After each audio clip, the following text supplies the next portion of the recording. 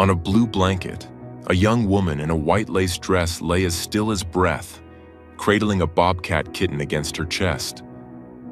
For 12 days, she had returned to this exact spot, becoming a living statue in the grass. The tiny spotted creature had chosen her, climbing onto her with trust.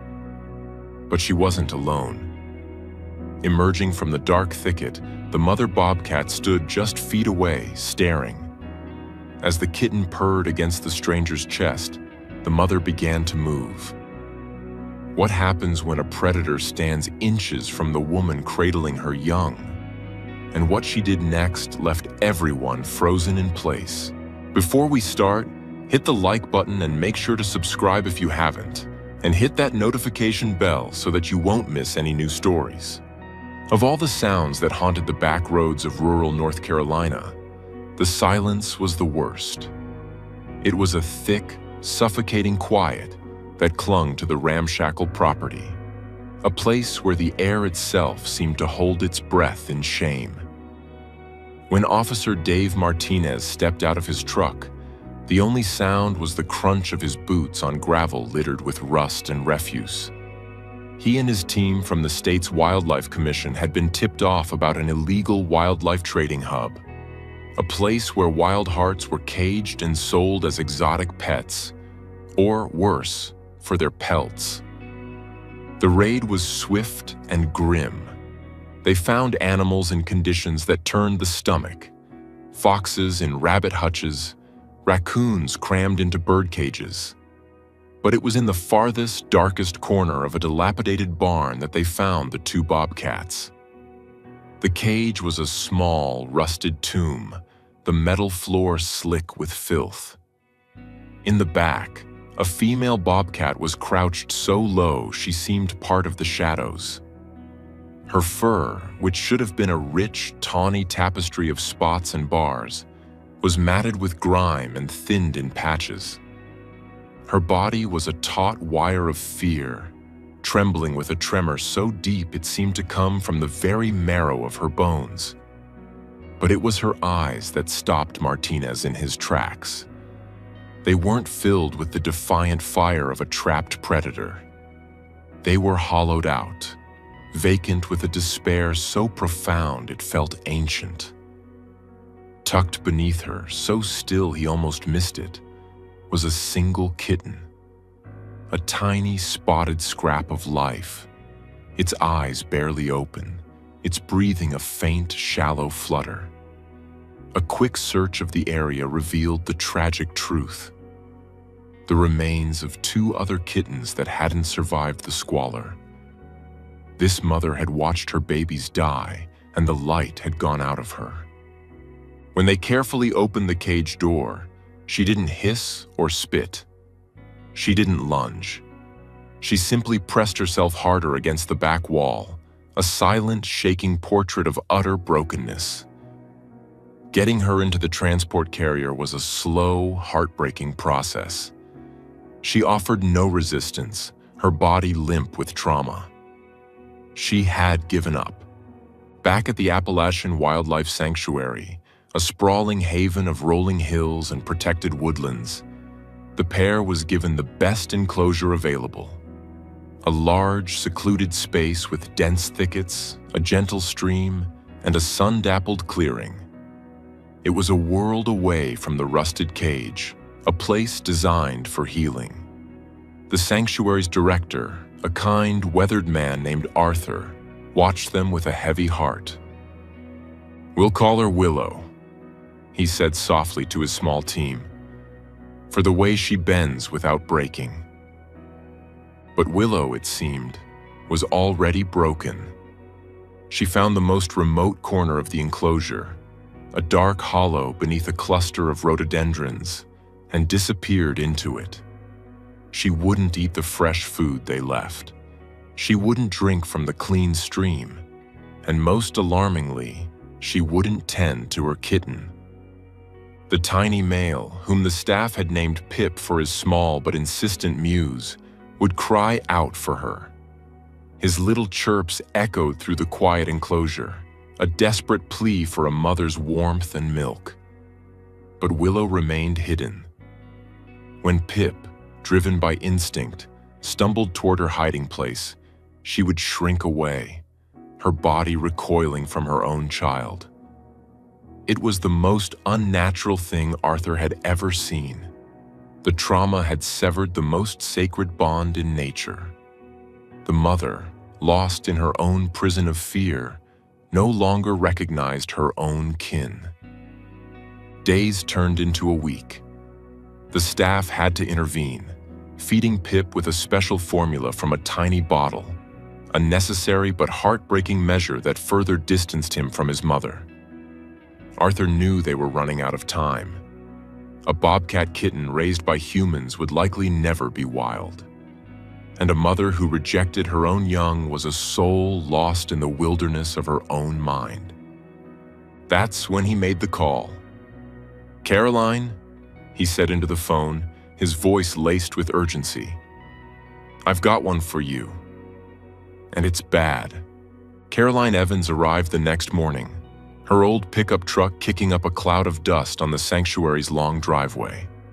She wasn't what most people expected of a renowned wildlife behavioralist. There were no dramatic gestures or whispered commands. There was just a profound stillness about her, an aura of quiet patience that animals seem to understand on a primal level. Caroline looked simple yet striking, long, sun-kissed blonde hair falling softly over her shoulders. Most of the time, her long blonde hair tied back, and her eyes, the color of a summer sky, held a deep, observant calm. She had seen trauma before, in bears rescued from roadside zoos, in eagles with gunshot wounds, in wolves who had lost their packs. But when Arthur led her to the enclosure and she saw the ghost of a bobcat hiding in the shadows, her heart ached. She watched as a staff member brought the mewling Pip his bottle. The kitten drank greedily, but his eyes kept darting toward the rhododendrons where his mother was hidden. She won't look at him, won't nurse him. It's like the connection is just gone, Arthur explained, his voice rough with frustration. "We can't get near her and she's wasting away. I'm afraid we're going to lose them both in different ways." Caroline stood there for a long time, not speaking, simply watching the space between the mother and the son. She saw the invisible wall of fear that Willow had built around herself, a wall too high for a tiny kitten to climb. "I have an idea," she said finally, her voice low and steady. "It's unconventional. It might not work, but we have to try something different." The next morning, Caroline entered the enclosure alone. She carried no food, no equipment, no nets or poles. In her hands was only a single, large, soft blue blanket, the color of a clear mountain lake. She walked to the center of the grassy clearing, a good distance from Willow's hiding spot, but in full view of it.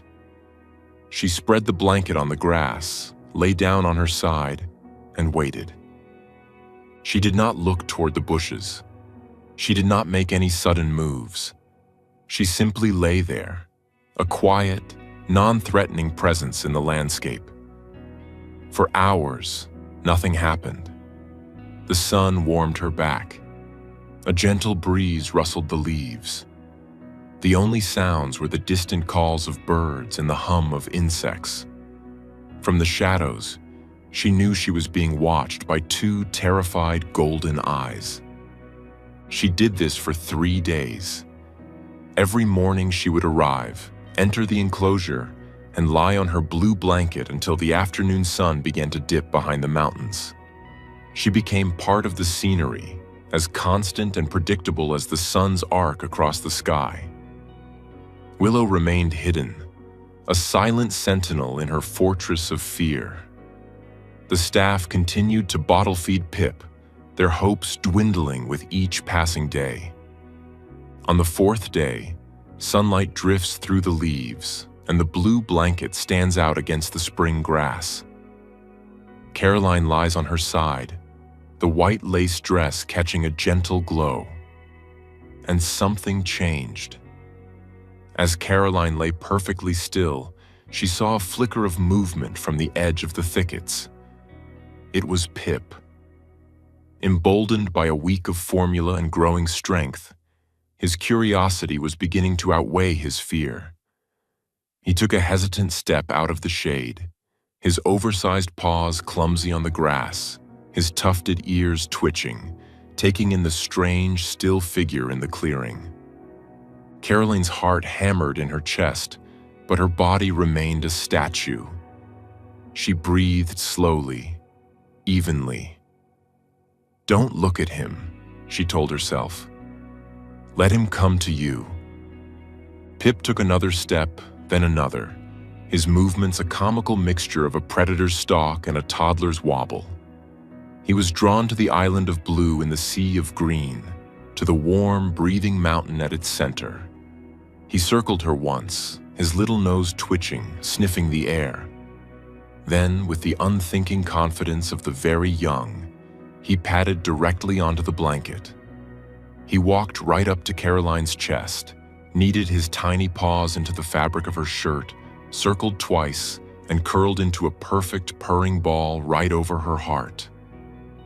The warmth of his tiny body was a shock, a profound connection that sent a jolt of pure, unadulterated joy through her. The sound of his purr, a miniature engine of contentment, was the most beautiful sound she had ever heard. She stayed completely still, her entire being focused on the precious weight in her arms, a fragile trust she couldn't bear to break.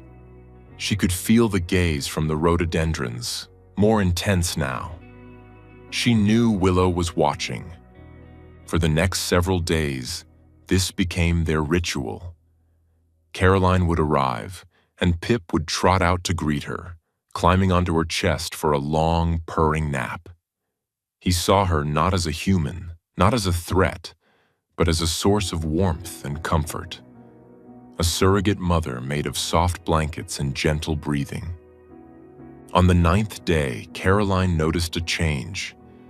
The eyes in the bushes were no longer just watching, they were observing. Willow's head was no longer held low in defeat, but was lifted slightly, her ears swiveling, tracking every move her kitten made. She was studying the interaction, processing the impossible sight of her baby sleeping peacefully in the arms of a human. On the 12th day, it happened. Pip was asleep on Caroline's chest, his tiny ribs rising and falling in a steady rhythm. The air was warm and still. Suddenly, the grass rustled. Caroline didn't dare move, didn't even dare to breathe too loudly. Out from the rhododendron thicket, Willow emerged. She didn't bolt into the open. Her movements were slow, deliberate, each paw placed with infinite caution. She was still painfully thin, but the vacant look in her eyes had been replaced by a sharp, focused intelligence. She stopped about 20 feet away, her body low to the ground, a silent, tawny statue. She stared at Caroline and at the kitten nestled in her arms. The air grew thick with a tension that was not fear, but something far more complex. It was an assessment, a test. Caroline kept her own eyes soft, her gaze indirect. She could feel the mother's stare, a palpable force. She felt the tiny, warm weight of Pip on her chest, a bridge between two worlds. Hours seemed to pass in those few silent minutes.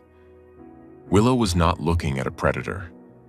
She was looking at the creature her son had chosen for comfort, the one who had offered nothing but quiet presence. Then Caroline felt a shift in the energy, a subtle relaxing of the tension. She felt a presence much closer. Slowly, so slowly it was almost imperceptible, she turned her head. Willow was standing just a few feet away, Her proximity sent a tremor of pure adrenaline through Caroline, but she fought to remain calm.